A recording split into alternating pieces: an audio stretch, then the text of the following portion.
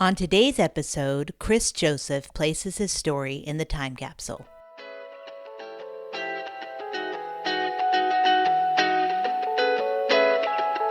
You are now tuned in to the Story Time Capsule.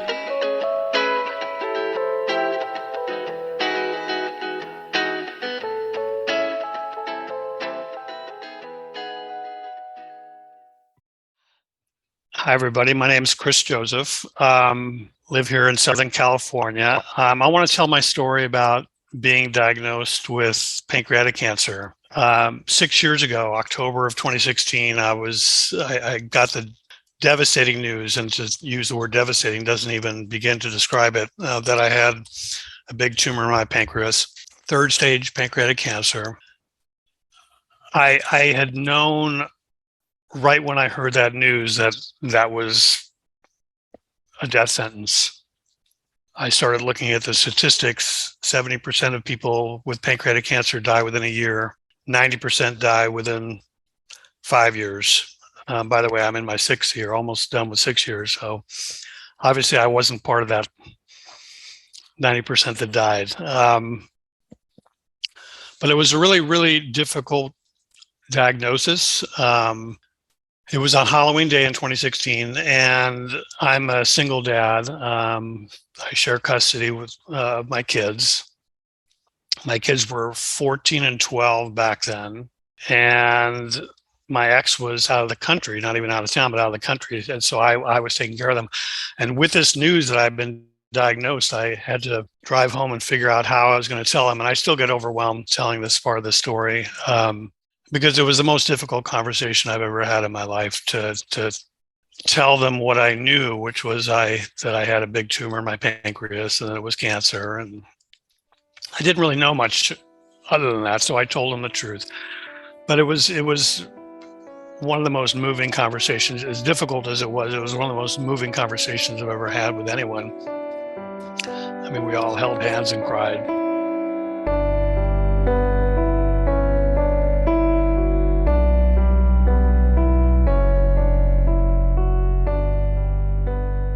I started on a regimen of chemotherapy within about a week, and because I was so scared, I just did what the doctor told me to do, which is what most of us do.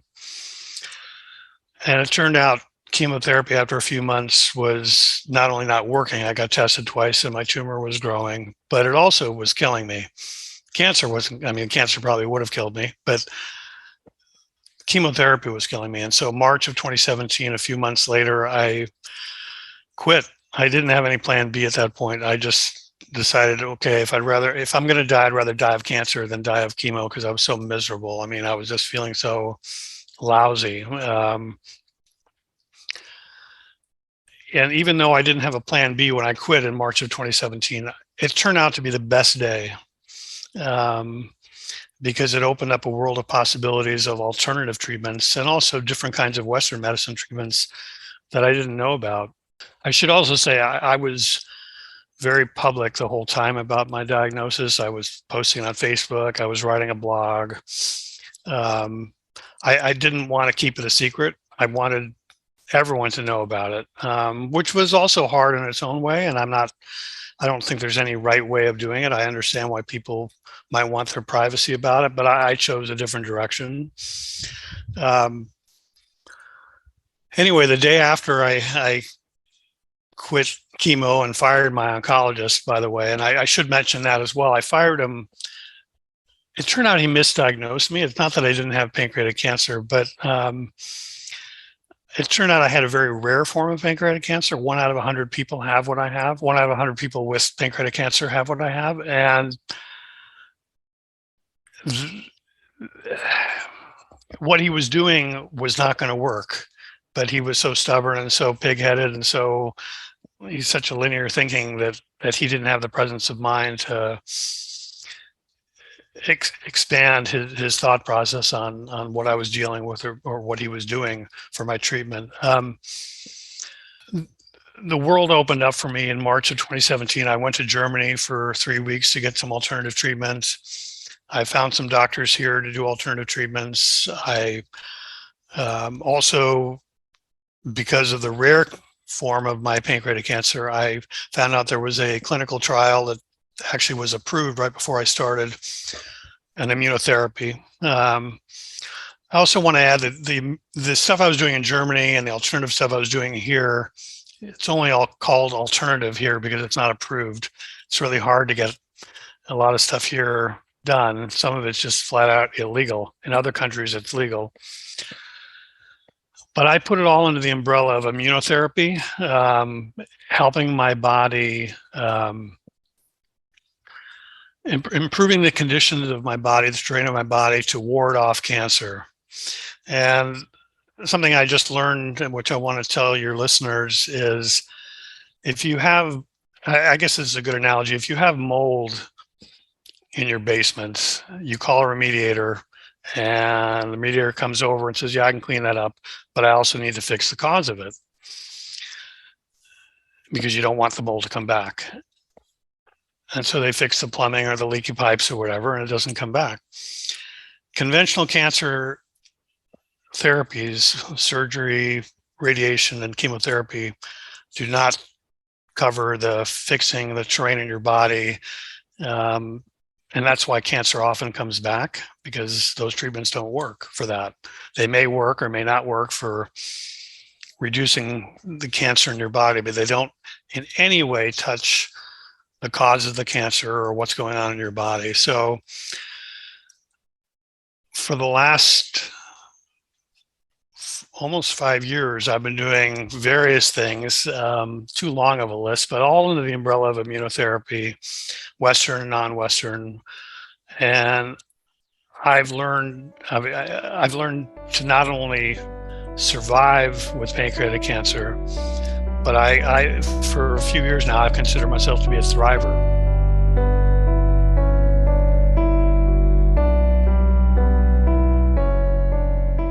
When COVID hit in March of 2020, I had a couple thoughts, both selfish and also more on the macro level, both on how it was impacting our society.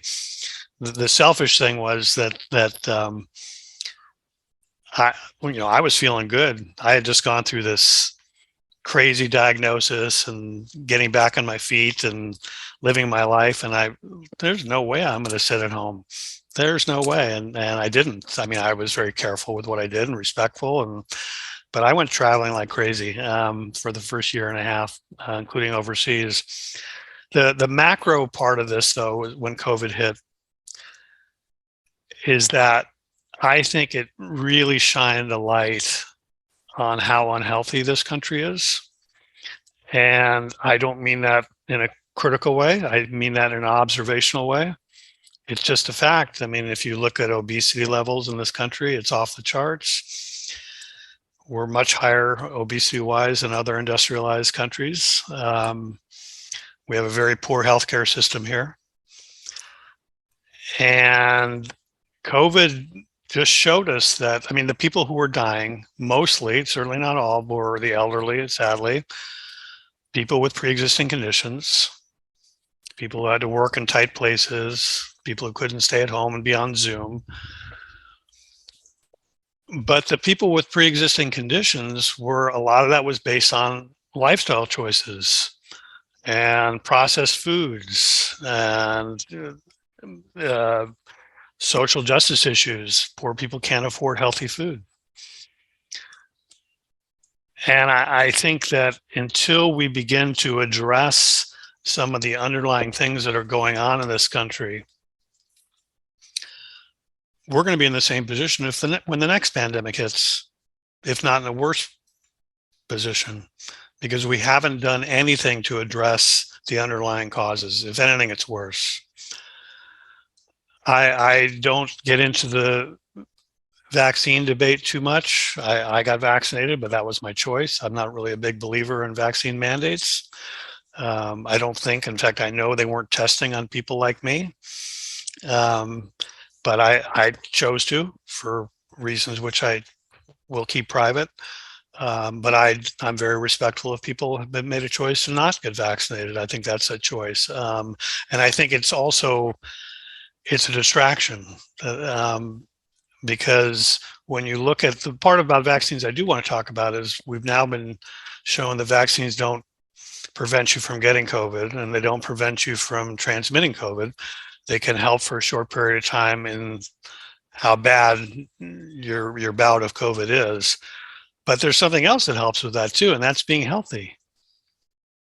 And we don't talk about that. I mean, our public health officials never, ever, ever talk about that stuff. They talk about vaccines, they talk about masking. Now they're talking about some other antiviral drugs, which are now showing to be not work so well. So yeah, I learned through my own journey, my own cancer journey, that Western medicine is really good for a lot of things. It's good for if you're in an emergency situation. It's good if you have a broken bone. It's not really very good when it comes to illness and disease. It's very spotty when it comes to that. And I've learned there's so much beyond just going to a doctor's office and being passive and getting something done to my body. The biggest thing I learned is being an active participant in my healthcare. It's, I think, made me a bit more enlightened about things. I think it's opened my eyes to things I never saw before. It's made me become more open-minded. In some ways, probably more closed-minded in other ways. It's shown me the importance of, yes, it takes a village for a lot of things. I mean, it's a cliche, but it's also true. And for my health journey, I had a village, but sometimes I'm not sure that the village includes the things we might think should be in that village, including doctors, because they know what they know, and they don't know what they don't know sometimes. And I've also learned some things outside of just the immunotherapy that I've been doing, and that is the importance of human connection. Whether it's taking a walk with my girlfriend or going to a movie with my kids, or even having a conversation. That's so critically important. The other things I've learned are the importance of eating right. I was never a terrible eater, but there were things I could improve, and I did. I've learned the importance of moving my body, and again, I've always done that, but now I do it even more. Actually, there is if I can, I want to read a quick 3-sentence thing from my book, because I get asked all the time. People think I beat cancer, and I never really consider it. I actually still have a small tumor in my body, but I never consider it beating cancer. But what I tell people when they ask me, how will you know when you beat cancer? And my response is, you and I will both know when I've beaten cancer, when I wind up dying from something else. And hopefully that'll be in another 30 years or so. Part of my mission going forward is to spread the gospel on that.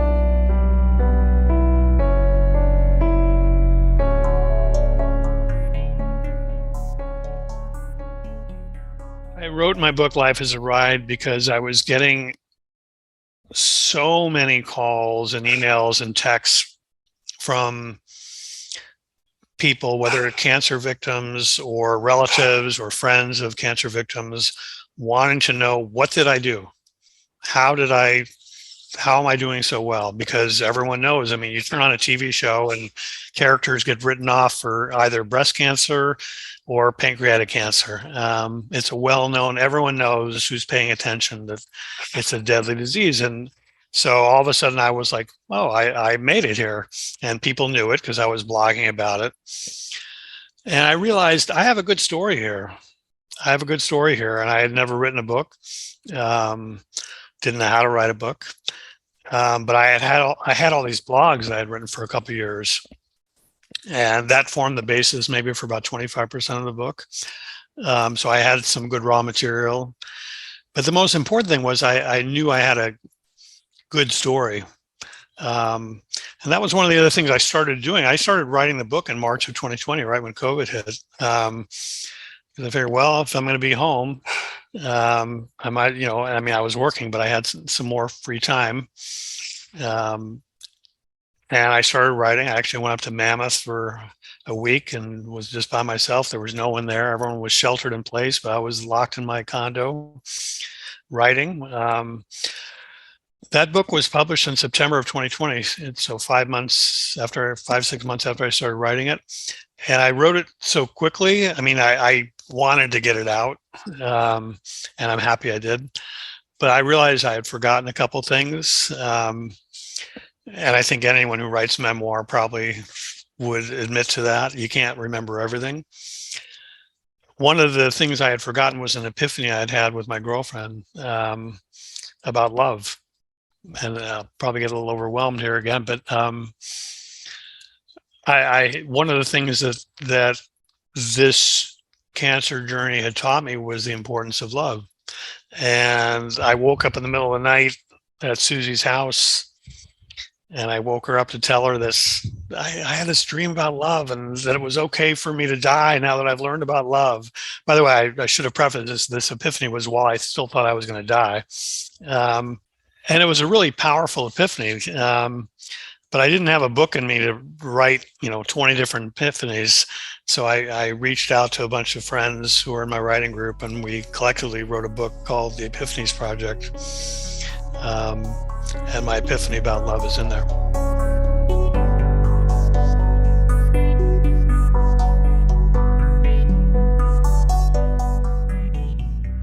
When it comes to your health, if you have a health crisis, take charge of your health.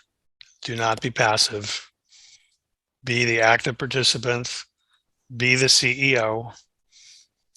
They're there working for you. They may recommend some things that don't sound good.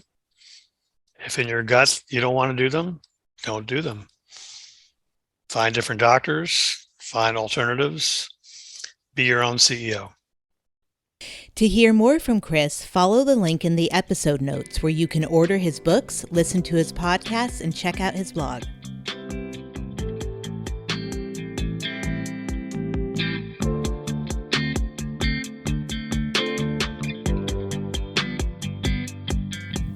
At Story Time Capsule, we want to hear everyone's story. This space is for you to tell your story in whatever way you choose, through conversation or creative writing, maybe even by sharing a recipe.